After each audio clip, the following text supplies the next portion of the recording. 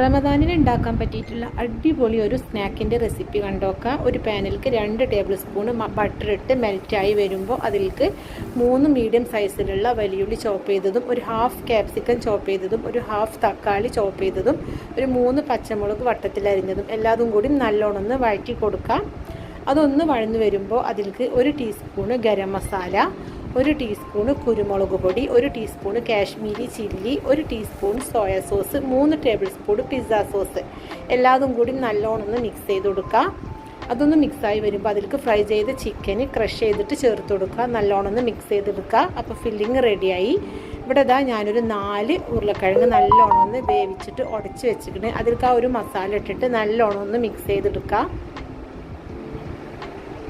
ഇപ്പോൾ നല്ലോണം മിക്സ് ചെയ്തെടുത്തു. ഇനിയിപ്പോൾ അത് ഓരോരോ ബോൾസാക്കി ഇതുപോലെ പരത്തിയിട്ട് അതിൻ്റെ ഉള്ളിൽ കുറച്ച് ചീസും കൂടി വെച്ചിട്ട് ഒന്നും കൂടി ഒന്ന് ബോൾസാക്കിയിട്ട് എടുക്കാം. ഇനിയിപ്പോൾ മുട്ടയിലും ബ്രെഡ് ക്രംസിലും കൂടി ഒന്ന് കോട്ട് ചെയ്തിട്ട് നല്ല ചൂടായ ഓയിലിട്ടിട്ട് ഫ്രൈ ചെയ്തെടുക്കാം.